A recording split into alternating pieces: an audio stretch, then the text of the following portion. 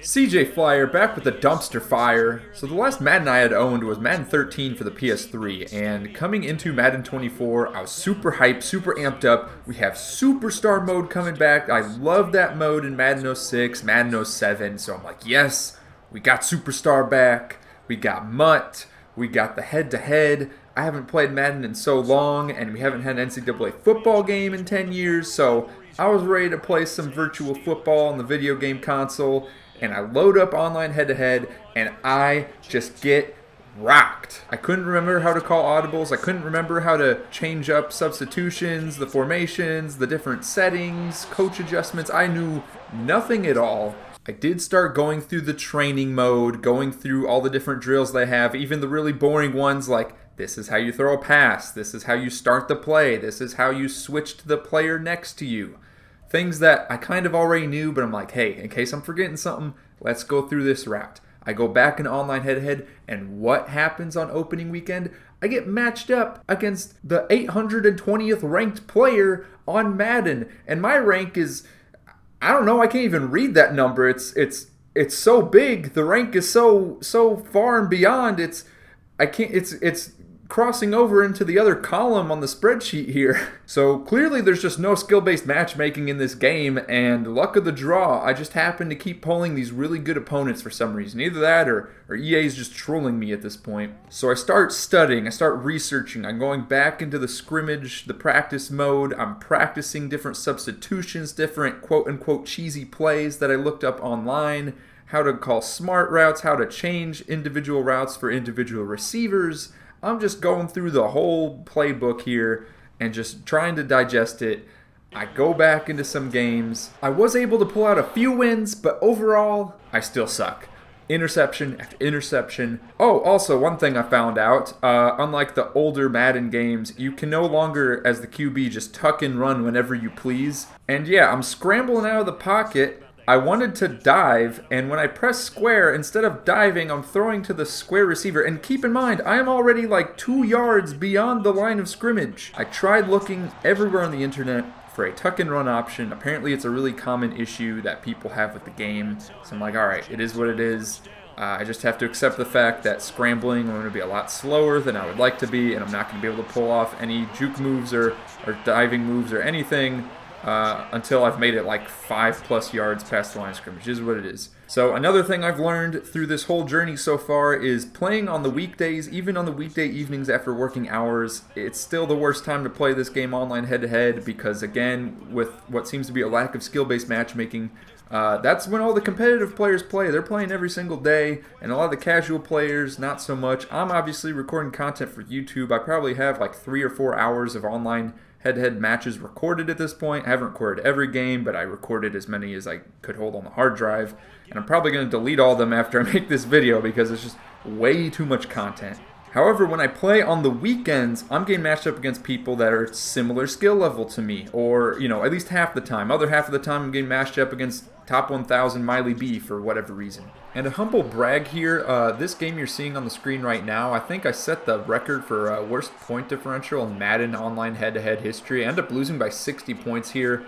Really, I should have quit after like the first quarter, but I was really stubborn at this point. And this guy's playing nice, actually, going by simulation football, kicking extra points after every touchdown. But eventually, I think he was trying to get me to quit because he started doing onside kicks after every score, going for 2-point conversions. I didn't care. I was stubborn. I just kept going and going and going. I think I threw like 5 or 6 interceptions this game.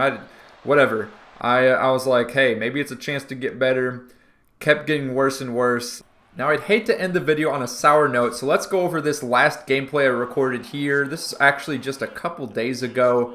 Someone is playing with the Chargers. Again, I'm playing with the Ravens. They're my favorite team to use in Madden right now. And right here, getting the little out route to go out of bounds. We're down 28-13 in the fourth quarter with 3 minutes left in the game. It's not looking good. A lot of the gameplay I've shown so far not looking great, but look at this pass right here. Going deep, and for once I'm not getting picked off. It was a good one-on-one coverage. Managed to slip the ball right into the hands of the receiver. And right here on the next play, not a great decision there. I should have taken my time, maybe stay in the pocket a little bit more. We're going to have to call the hurry up here. Try to get one more play called before the 2-minute warning. making some changes. As I said earlier, we were learning individual routes for individual players, working to our advantage, doing the out route for OBJ right there, and going into the 2-minute warning. Again, down 15 points. So not only do we need 1 touchdown, we're going to need 2, plus at least 1 2-point conversion. We're running this play here on the run to the tight end, getting the touchdown.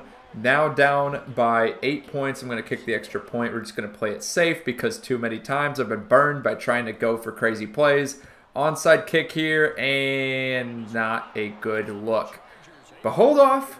There's still like 2 or 3 minutes left in this video, so something's got to be happening, right? Run the blitz here, and my quarterback does not want any part of that ball staying in bounds. We're shoving that guy out of bounds to stop the clock. And right here in the single back formation, he's going to do a running play. And, you know, at this point I thought, all right, game is lost. But he's doing a no huddle. So still giving me a little bit of a chance here. This guy has no reason to rush things. And yet he's continuing to do so. And look at this, running the blitz. It's now 2nd and 19. Of course, I'm calling a timeout right away to stop the clock. And we're coming in once again with the rush. Another sack going to 3rd and 29. I can't even believe it. I'm trying to contain my excitement because I've been burned too many times in this game already. And here we are. And now I'm the one getting the interception. Let's go. Running it back to the other side of the field. We're getting to midfield here. So I have 1 minute, 17 seconds left to get something to go. Again, running some more out routes, getting out of bounds. Here we go again. 2nd and 4. Going with the drag route. Getting the first down. Of course, we're going to have to call no huddle here. Getting back to the line, and as you can see, just calling some audibles. I'm like, all right, real quick, just 1 custom out route. I can see a blitz is coming, and there's not enough coverage on that side of the field. Let's run out of bounds there, get another first down. Just slowly but surely working our way down the field, getting out of bounds. I'm trying to learn from previous mistakes right there. That could have been bad, but hey, we threw the ball away, so it's all good. Going with the out route to the running back this time. Not able to get out of bounds, but fortunately, you know, we called the no huddle here. And I'm not too concerned because we still have 1 more timeout under our belt. So going right here up at the line, 3rd and 9. Going down the center, it's swatted away. Clock stop at 4th and 9. Not a good look. We got the corner strike play here in the gun formation. I see a player wide open. And look at that juke move. Whew. Oh, man. Sorry, I'm getting excited from what are probably very common plays for most Madden players. But again, I haven't owned Madden since Madden 13. Cut me some slack. We're going for 2, and the tight end's wide open. So we're going to tie this game going into overtime here, and my opponent gets the ball first.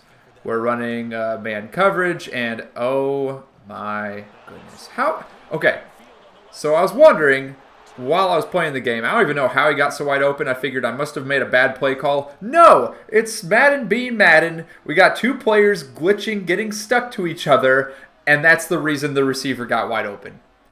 To no fault of my own. I mean, what am I supposed to do? Manually control every player in the secondary? I don't think that's possible. So, thank you, Madden, for giving my opponent the touchdown.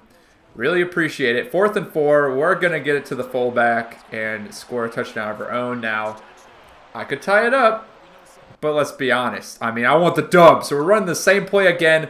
And if you go back and pause, I had the running back. I would say he's wide open. He's open enough to where I think I could have scored going to the left side. Instead, I threw it into good coverage on the right. We lost. Did I say I did not want to end the video on the sour note? Well, we just did. Sorry, bye.